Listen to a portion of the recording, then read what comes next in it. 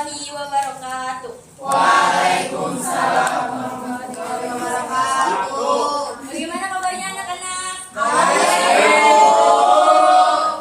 Oke, sebelum mulai pelajaran hari ini, lebih baiknya kita baca doa terlebih dahulu. Malik, silakan pimpin doanya. Sebelum kita memulai kelas, ada baiknya kita berdoa masing-masing. Berdoa dimulai. Berdoa selesai. Oke. Sebelum mulai pelajaran hari ini, kita absen terlebih dahulu. Ada yang nggak hadir? Hadir semua, Bu. Bu. Hadir semua, Bu. Oke, hadir semua ya. Ya. Oke, hari ini kita akan melanjutkan materi dari bab kemarin, yaitu Kerajaan Maritim Indonesia pada masa Islam. Apa sih kerajaan maritim itu? Jangan tahu nggak? Saya Bu. Ya silakan. Kerajaan yang berada di pesisir laut, Bu. Ya. Ayo Rama. Kalau saya itu tuh maritim itu kan berasal dari bahasa Latinnya Bu, yang berarti laut. Jadi kalau kerajaan maritim itu kerajaan yang kehidupannya bergantung pada lautan dan atau terletak di pesisir pantai. Oke. Silakan siapa lagi? Ya, Agus. Ya, kerajaan maritim merupakan kerajaan yang sektor penghasilannya mengandalkan dan bergantung pada hasil kelautan atau pelayaran dan juga perdagangan. Oke.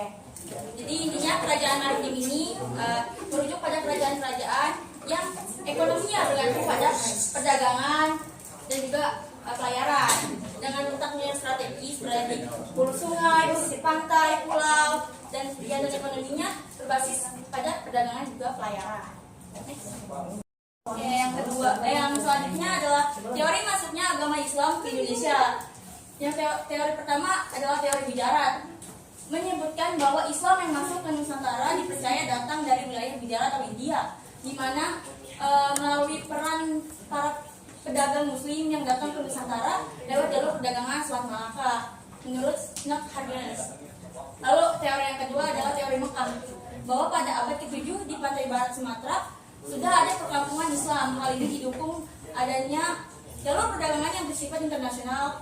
Bahkan berita dari Cina pada zaman dinasti Tang pada 674 Masehi, jika orang-orang Arab sudah mendirikan perkampungan di pantai barat Sumatera. Next.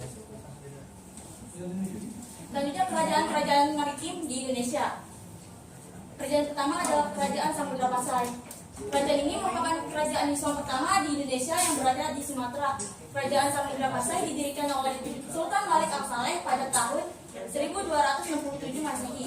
Letaknya dekat Selat Malaka yang menjadi jalur pelayaran dunia yang menghubungkan Arab, India, dan juga Cina. Lalu yang kedua adalah Kerajaan Aceh. Kerajaan Aceh merupakan sebuah kerajaan Islam yang pernah berdiri di Provinsi Aceh, Indonesia. Kerajaan Aceh terletak di utara Sumatera dengan ibu kota Bandar Aceh, Darussalam.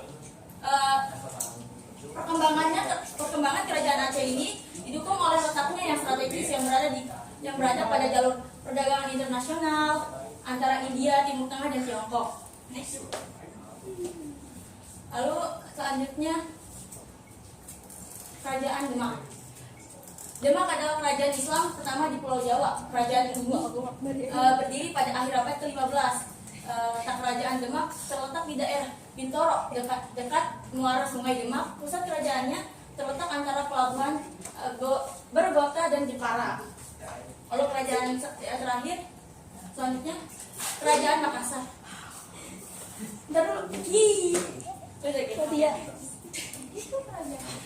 Selanjutnya Kerajaan Makassar. Kerajaan Makassar merupakan gabungan dari Kerajaan Goa dan Kerajaan Talo. Kerajaan Goa dan Kerajaan Talo disatukan oleh Dai Matrabia atau Raja Goa dan Kalaeng Matawaya Raja Talo. Setelah bergabung, Dai Matrabia diangkat menjadi Raja Makassar dengan gelar Sultan Alauddin 1591 sampai 1639. Lalu Kalaeng Matawaya diangkat menjadi Patih dengan gelar Sultan Abdullah, dan pusatnya pemerintahan terletak di Sambauku. Next.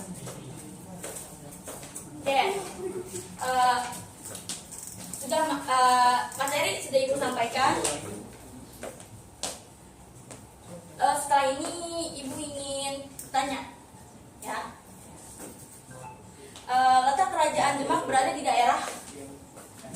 Ujian silakan. di daerah Bintoro, Bu. Oke. Oke, terima kasih ya. Semoga materi yang Ibu sampaikan mudah dipahami bagi kalian dan juga bermanfaat. Untuk kesimpulannya, ada yang ingin menjawab?